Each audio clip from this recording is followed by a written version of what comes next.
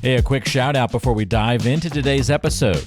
Million Podcasts has named Beyond the Mask the #1 anesthesia podcast of 2026. Congrats to Sharon, Jeremy, and everyone behind the scenes making this show happen. And a huge thank you to you for listening and sharing the show.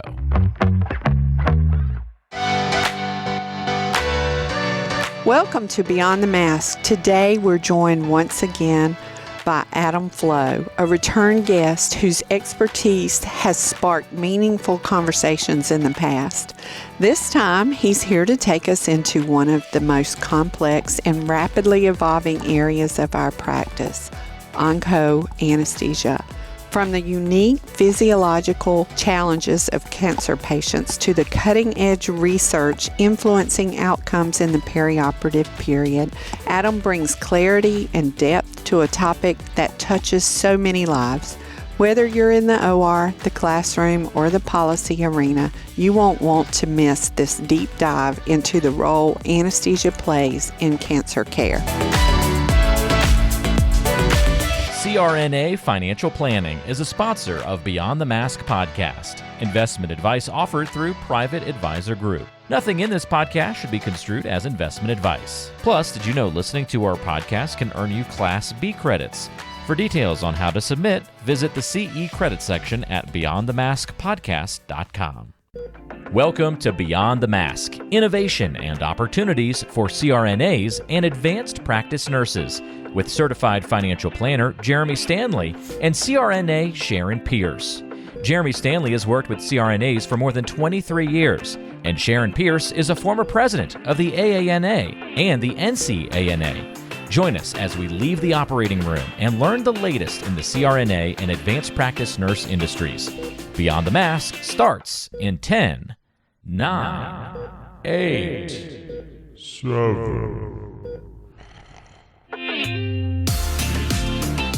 Adam, welcome back. Thank you for having me. Always good to have you. It's a treat. Absolutely. It's great to see you guys. Yeah, we get to see you at least once a year, here at the North Carolina meeting. We're in Wilmington, and always love catching up with you. You've had a little bit of a change since we last got together. So, why don't you? I have. It was a big leap for me, but after 22 years at Duke and 10 years as the chief CRNA, I stepped down, and I've moved from the biggest anesthesia team in the state to one of the smallest. I've joined the staff at Granville Medical Center in beautiful, quaint Oxford, North Carolina.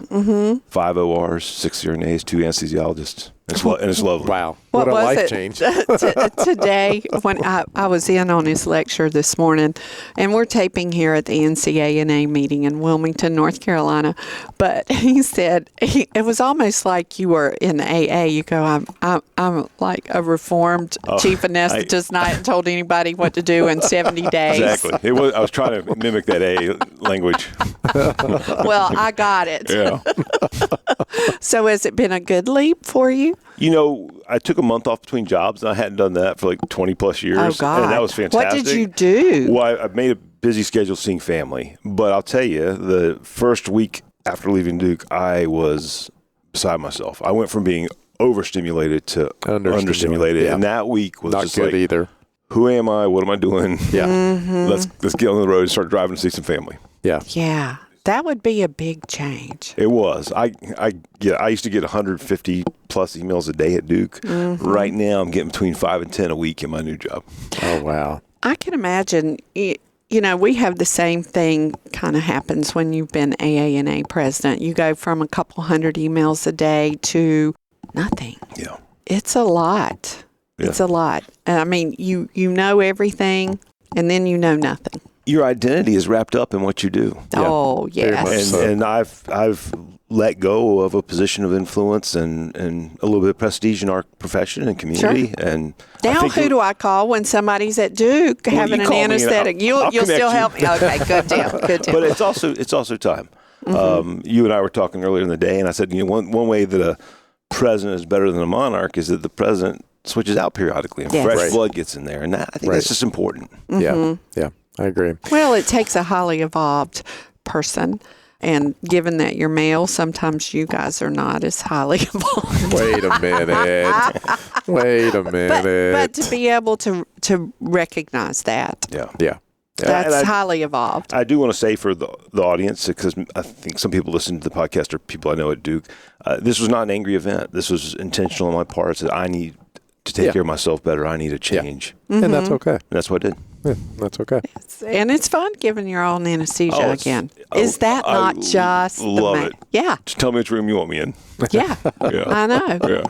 Well, we did the first part of this. It was episode 371 for anybody that wants to go back and listen to the first part of the Onco-Anesthesia. And this is basically a follow-up. It's part 2, right? It is, and it's not the presentation I was planning on giving. I've been actually thinking about this and researching it for a number of years. I helped another CRNA prepare a presentation on cancer anesthesia back around 2018, and then some information came out 2019, 2020 that really sparked my attention because it was like the opposite of what we were teaching and we thought to be true. And a lot of that's why I hit the first time in our first podcast on this topic. Right. But a major event in healthcare research occurred this year, and it's not one I anticipated, and it totally upended what I was hoping to share with at the conference this year. And what I'm going to talk about dances all over politics, and I believe I identify as moderate, and I think the pendulum swings left and right, and I love gravity, and I want the pendulum to stay in the middle. I love that line. I am going to steal that line. But with the current administration, massive cuts occur to the NIH, and somewhere between $2 to $9 billion over the next 7 years have been cut, and somewhere around $1 to $4 billion of sunken costs in already existing research is now lost, unless somehow we can revitalize it. That included 109 anesthesia research studies, randomized controlled trials, the thing that we most need to clarify what's our best plan of attack, what's our best strategy for providing the optimum cancer care. There's some really big ones. Is regional better than general? Is TIVA better than gas? Looking at different cancer populations, breast cancer, colorectal cancer, and all these cancers are on the rise. Despite all of our advances, they're all on the rise. We're losing the fight with cancer, and then the thing we needed to not lose has been stalled. Yeah. So I pray and hope we can get back to it. Well, you made the point today, something that I think people who give anesthesia have known anecdotally, but you called it out, and it's research-based also, that cancers are happening in younger and younger people. They are, and that is awful. And I think most people know at this point, like they've lowered the screening age for colonoscopy to 45 from 50. Right. One of the articles I shared today was published this week. In 37 of 50 countries around the world, they looked at colon cancer, colorectal cancers on the rise, and where it's on the rise is people under the age 50. Yeah, and you talked about today ultra-processed foods. Yes. Yeah, the focus of the study, that's what they were looking at. And I think there's something environmental happening, and food's part of our environment, but it just is, regardless of the cause, it just is. Yeah. No, it's interesting, food, water, environmental, air. I mean, there's lots of things have changed. And I mean, not to be political at all, but, for years, I mean, the FDA probably has let things slip through the cracks that shouldn't have. Things that, Europe says is bad, but the FDA says is okay for us. I think there's a lot of things going on. And to your point, when you cut funding for studies, obviously that is an issue moving forward, but obviously two sides to that coin as well. So, I think where we are, Adam, is looking at this from a knowledge base that we don't have the knowledge. We don't. Right? We don't. I mean, this is where we are. What do we do? We need to study it. Yeah. And, and I don't know what the current administration's goals are. Maybe private organizations and universities will just have to select fewer things to actually research that they can afford to fund and make it happen. Right. I would love to see some return of funding for key things. And I think regardless of where you stand on the political spectrum, we can get behind attacking cancer. Yeah. Yeah.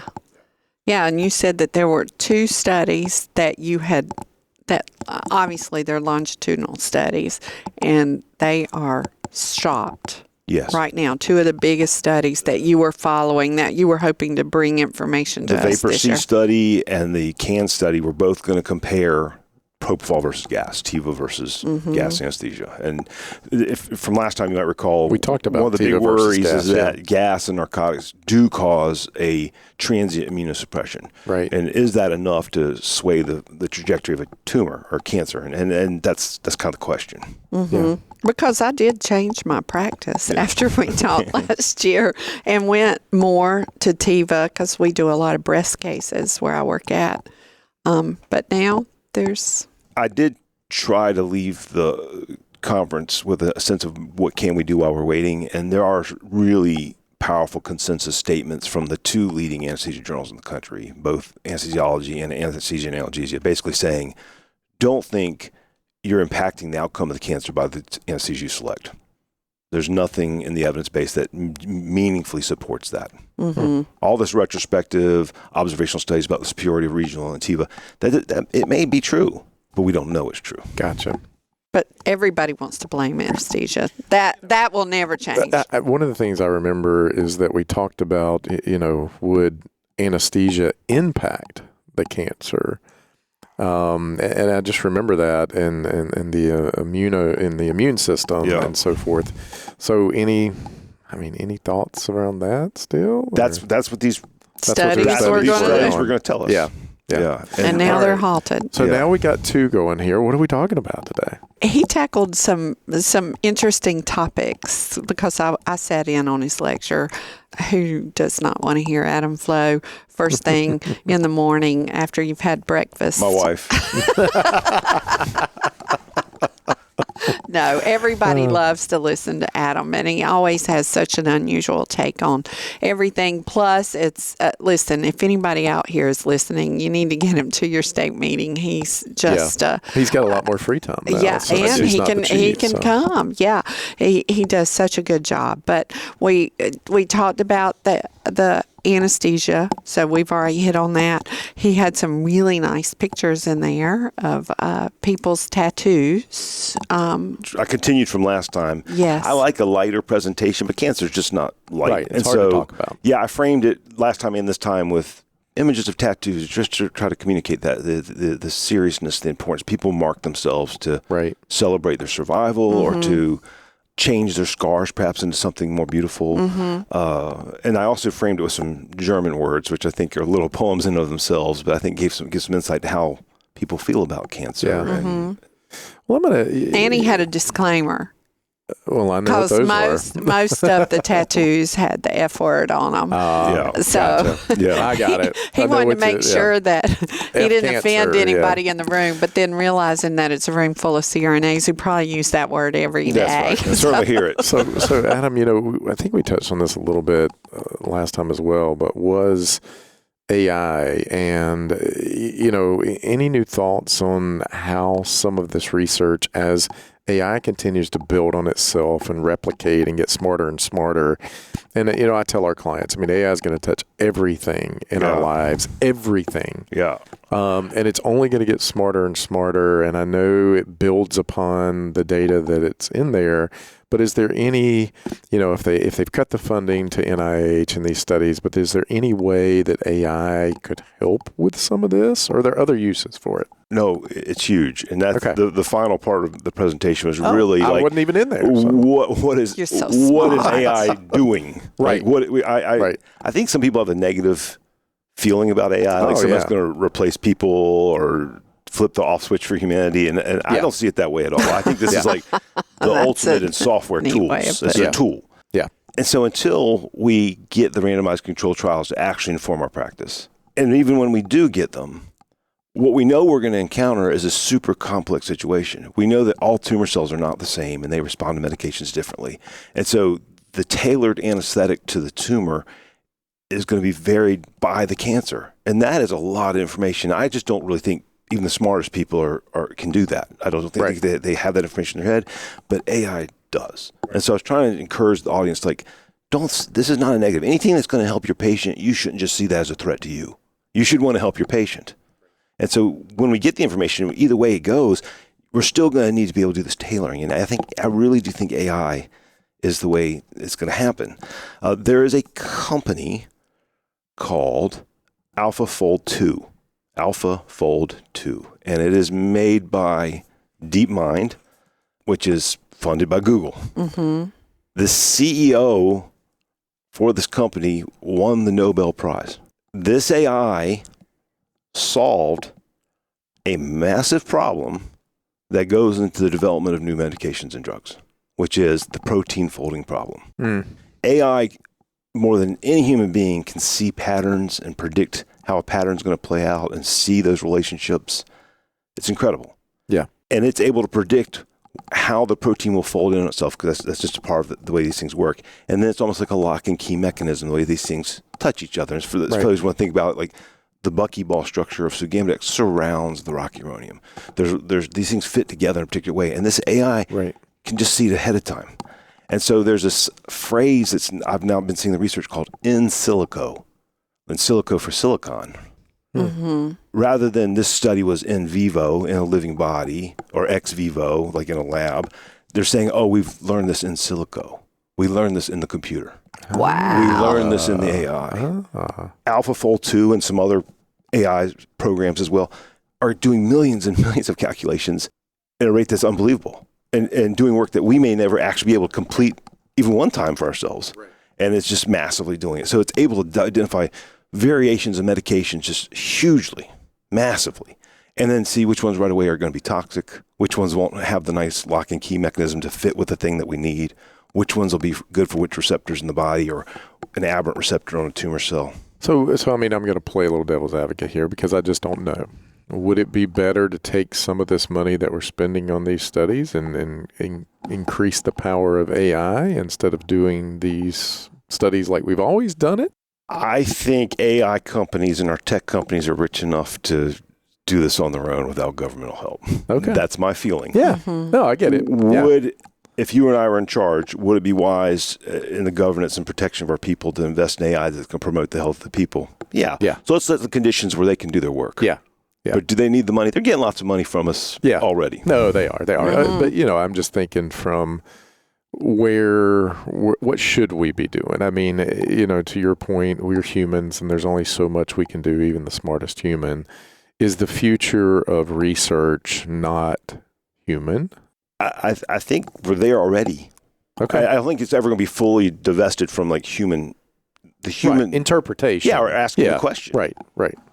But like the actual grunt work of doing the calculations and the computer modeling, the speed at which this is occurring is incredible. Well, you know what this, and I'm on the ANA's Foundation board, a wonderful organization, but sometimes I am so blown away at the cost. Oh, it's ridiculous. Of these studies that we pay for, in the name of research. And it blows my mind how much money these research studies cost. And, obviously being a numbers person, I think, and to be honest, some studies turn out great and the others just tell you what you probably already knew. And we spent all this massive amount of money on it. And I always sit there and wonder, could technology have done this and we not dropped this on there? I don't know. I mean, just playing a little devil's advocate. You've probably wondered at some point, should I stay W-2 or go 1099? And more importantly, what would that mean for my income? AANA has launched a new 1099/W-2 income comparison calculator designed to help you compare W-2 compensation with potential 1099 earnings in just minutes. It also helps you understand how taxes, deductions, and expenses could impact your take-home pay. Visit aana.com/1099 calculator to explore the tool, or check this episode's description for the link.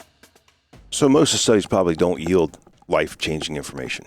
And so maybe, like, I'm getting back to my moderate perspective of life. Maybe we need better gatekeeping about what studies we choose to fund. Yeah. And maybe we should be funding the studies that are going to take advantage of the AI technologies and the things that will yield the best results. Yeah. No, and you know what? I agree with that. I mean, and I think everything in moderation. And I know we're not here to talk about this today, but, I think the AI thing, as we move forward, like I said, it's going to touch everything we do.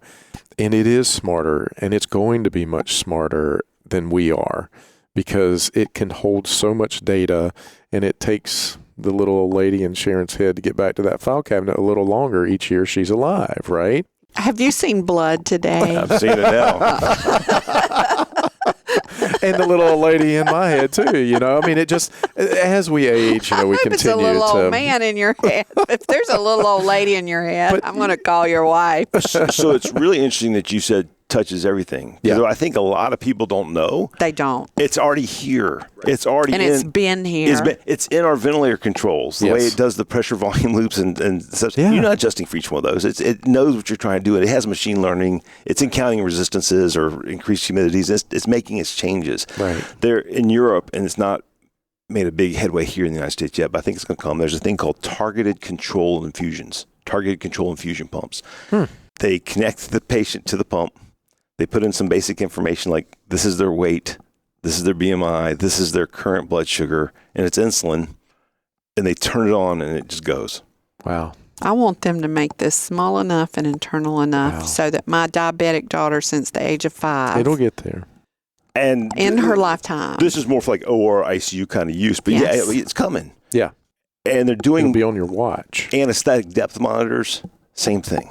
Yeah. I was joking during the presentations. I don't think it's going to be like you're hooked up to the color mixing machine for paints at Home Depot where squirts of ketamine and stuff are all being mixed in the. But maybe it's not that far. Yeah. Yeah. Well, and AI scares people, I mean, I'm sure your average CRNA out there thinks in the back of their mind, as every industry is rethinking right now, this stuff could take my place. I could see it taking your job easier than it's taken my job. Yeah, but I could see it. Of course, you've already got bots. But I think it aspects of my job. But I'll tell you, as people get older, they want a human interaction with their money. So for that sure, makes sense. About 2008, 2009. There was a device called the Cetasis. I remember this. Yeah. I went to the factory. It was a propofol robot Yes. for colonoscopy clinics, and FDA allowed for it to be trialed in New York City. Yep. And the idea was one anesthesia provider would go between 4 rooms and oversee what was happening. Sounds very familiar. Isn't there some doctors, anesthesiologists that do that now? But there's no human. There's one human for 4 rooms. Right. They stopped using it within the first month. There's too many blue patients. Somebody has to be there to lift the chin, to do an airway maneuver, something. Right.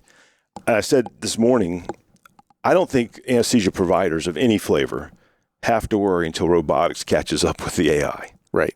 Something that can do the physical part as well as the thinking part. And I still don't think it's going to replace us. Yeah. Yeah.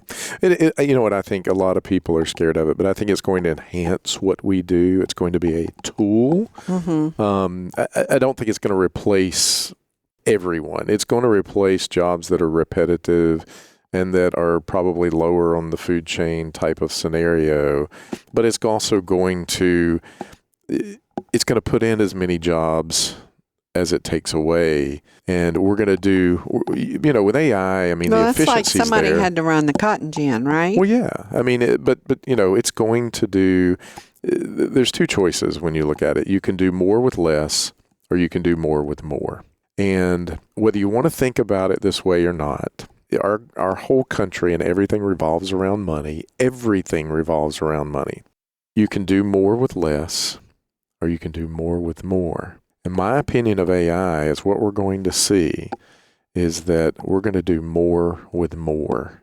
It's not going to be that we're going to be satisfied in any aspect of our economy to do the same amount of work or a little more with less. We're going to do more with more. And that means you're going to have humans and AI supplementing each other to make productivity go up, to make things really start to hum. And I think that's the sizzle behind AI. So. But anyway, I digress. I could talk about this stuff all day long. I know you could. I've seen AI modeling for ultrasound guidance of needle placement for regional anesthetics. And so you have this screen showing you ultrasound image of nerves and muscles and layers, and it all of a sudden just knows exactly what you're looking at, what the nerve is, what the bone is, labeling and coloring. That's wild. And now it can find your needle for you if you get a little bit off. It's able to change the gain and the depth. And the tip of the needle is a known spot. And so it knows what you're going for. And so when your needle gets to the right spot that's identified, it tells you to inject now. Wow. So Isn't that cool? The ease of which some of this work's going to happen is tremendous. That's pretty cool. We all have to be ready to adapt and adopt. Yeah. I like that. Wow. So let's kind of bring it back to Onco-Anesthesia. Sorry. I think I took us in a different direction there. I'm sorry, It's everyone. okay. No. I think it's a conversation that needs to be had. To your point, before we jump back onto the topic at hand, I had interviewed someone about AI. We've done several interviews on AI because it's such a hot topic. But the line that stands out to me is this guy said, "It will give us more time to be human." And that kind of took the terror piece out of it for me. And in the years since then, I've learned how much time it frees up for me. I'll give you an example. People ask me for recommendations for them for whatever their next thing is they're trying for. I understand all they want is the initials, and I know where you're going. That's fine, but it takes a lot of time to write those things up. So I just have a template. I throw it in, it spits it out, I work on it, but it saves me. I think there's nothing wrong with that. Hours of time. And if there's that one sentence of key information you really need to put in there, you just add it in. That's it. And I've learned how to use it. Now, I would personally like to learn, take a course on how to make it work better for me.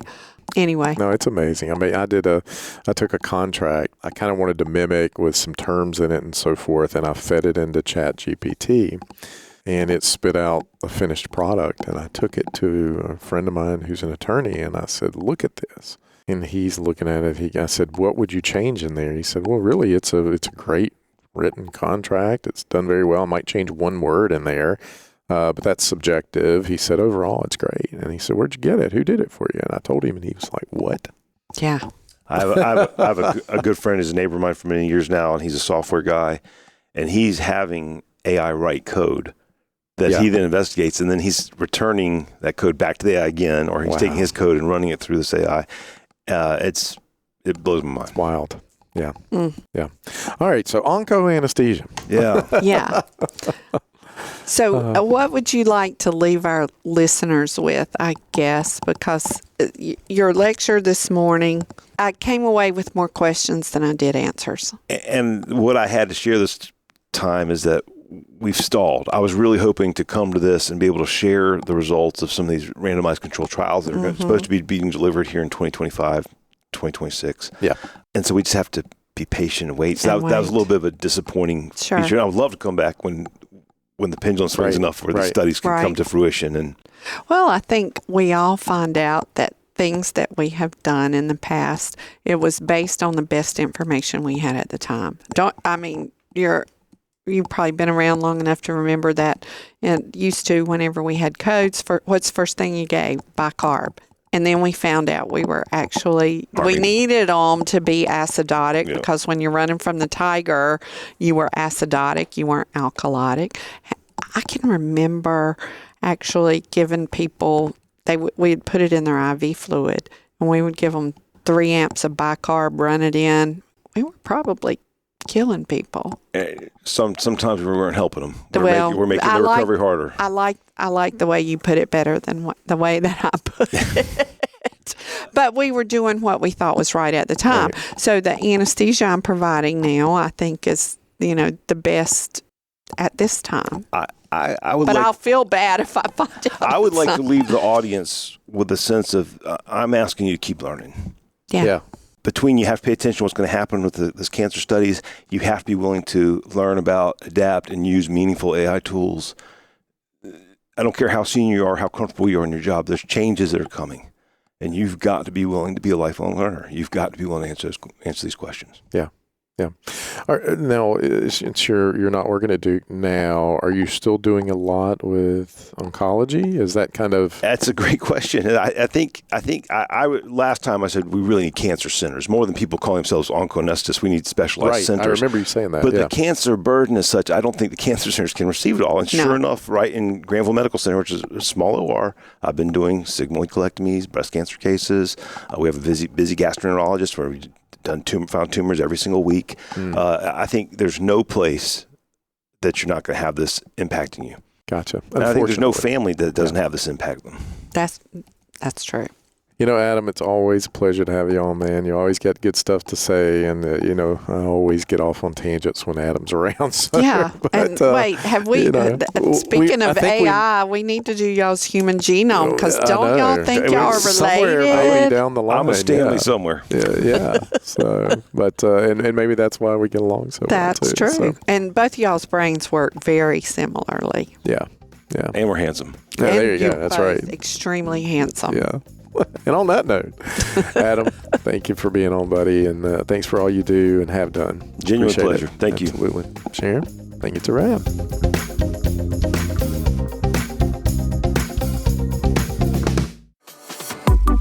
Thank you for tuning in to Beyond the Mask. If you enjoy the show and want to help us grow, the best way to support us is simple. Leave a review on your favorite podcast platform, share the show on social media, and tell your friends. Your word of mouth is what keeps us going strong. We're proud to consistently rank in the top 50 medical podcasts nationwide and to be #1 in the CRNA community. All thanks to listeners like you. Your support helps us stay there, and we couldn't do it without you. We'll see you on the next Beyond the Mask.